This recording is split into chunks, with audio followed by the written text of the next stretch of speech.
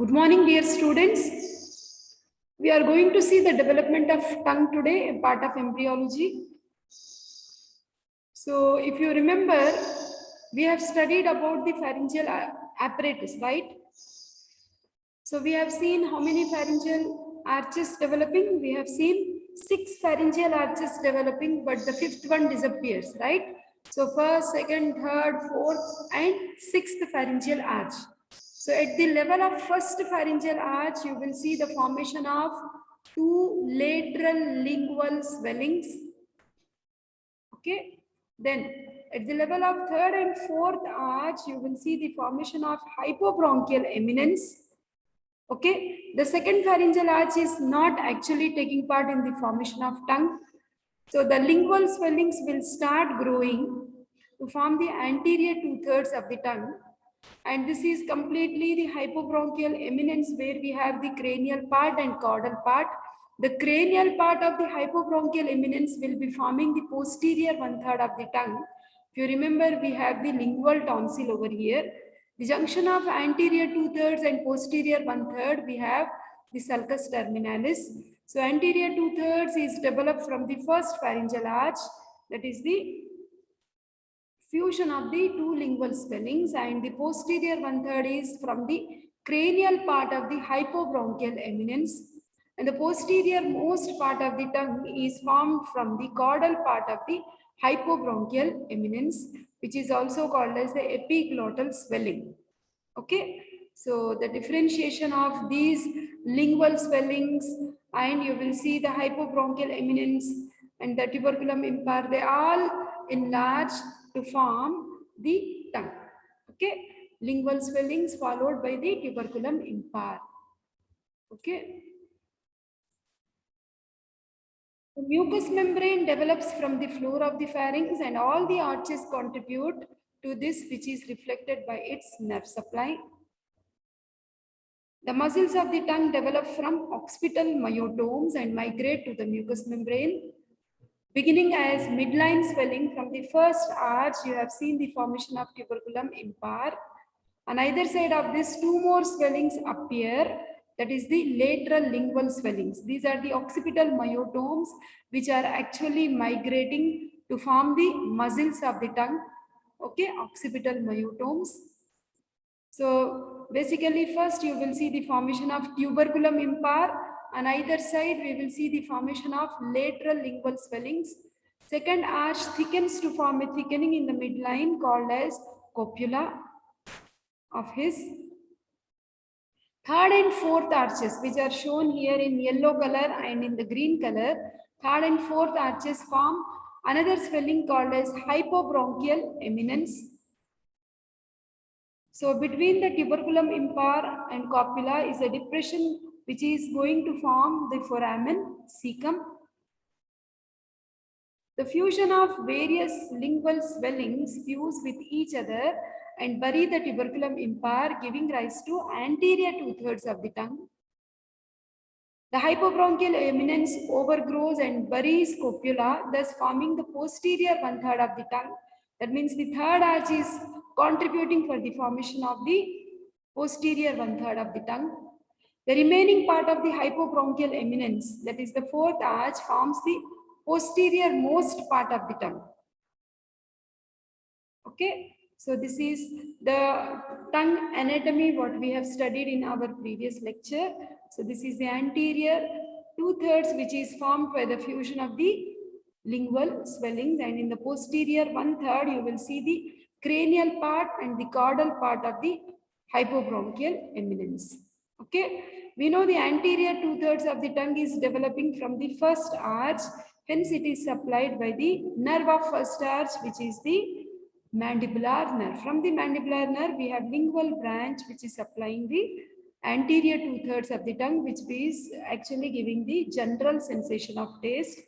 Posterior 1/3 is developing from the third arch, hence it is supplied by the glossopharyngeal nerve. Posterior most part of the tongue, that is the root of the tongue, is developing from the fourth arch, hence it is supplied by the 10th cranial nerve, that is the vagus, its branch, superior laryngeal nerve, which in turn is a branch of internal laryngeal nerve. And the muscles of tongue are actually developing from occipital myotomes, hence they are supplied by hypoglossal nerve. The junction between anterior 2/3 and posterior 1/3 becomes sulcus terminalis. So this is the summary picture of the development of the tongue. So this is the pharyngeal apparatus. So from the floor of the pharynx, we have the, like first, from the first pharyngeal arch, we have lateral lingual swellings and tuberculum impar. Tuberculum impar forms first, and then these are the lateral swellings. Okay, at the level of the second pharyngeal arch, we do not have any contribution. Third pharyngeal arch, we have the hypobronchial eminence, cranial part, caudal part. Okay, cranial part is copula and caudal part is actually the epiglottis. So now both mesoderms between first and second arches, they are actually fusing, gives rise to anterior 2/3 of the tongue. Posterior 1/3 comes from the second, third and fourth arches. Second is actually overgrown. And the posterior most part is the epiglottis, which is coming from the fourth arch. The epithelium and glands are from the arch, endoderm, muscles, like endoderm. The muscles are from occipital myotomes that migrate with the hypoglossal nerve. Anterior 2/3 is supplied by the mandibular division of the trigeminal, that is the lingual nerve. And first arch nerve, we also have cauda tympani for special sensation of taste, only remnant of second arch. Anterior 1/3 we have, posterior 1/3 we have glossopharyngeal, which is the nerve of third arch. Then posterior most is derived from the fourth arch, and the nerve is the internal branch of the superior laryngeal branch of vagus. There are certain congenital anomalies, like there may be microglossia, where the tongue size will be very small. Quite opposite, we have very big tongue, which is called as macroglossia, tongue tie.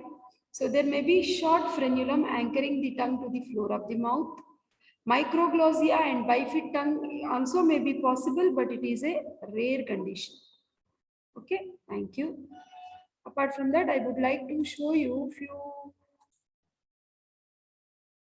This is the textbook picture what we have from IB Singh, Inderveer Singh. See, from the first arch, you have lingual swelling and tuberculum impar. Second arch is not contributing. Third and fourth arch, we have the hypobronchial eminence, which has the cranial and the caudal part. Okay, they just start growing and you will see they will fuse. Okay, the lingual swelling and the tuberculum impar fuse to form the anterior 2/3. Cranial part of the hypobronchial eminence forms the posterior 1/3. Posterior most part is the caudal part of the hypobronchial eminence. Okay, second arch is overgrown because of the formation of the third arch. Okay, first, second, third, fourth.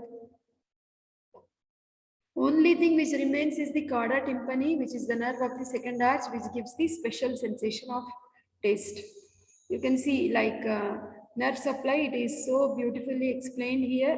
Anterior 2/3 is developed from first arch, hence it is supplied by mandibular and the facial cauda tympani. Posterior 2/3 is third arch, hence glossopharyngeal.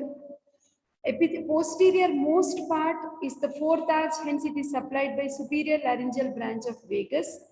Muscles are developed from occipital myotomes, hence supplied by hypoglossal nerve. Okay. Anatomy of the tongue we have already seen. We have few pictures of the clinical anomalies of the tongue, congenital anomalies which are formed during birth. You can see here the tongue size is too small. You call it as microglossia, which I told you is a very rare condition. Macroglossia, where the size of the tongue is quite big. Okay, as you can see here, the tongue size is very big.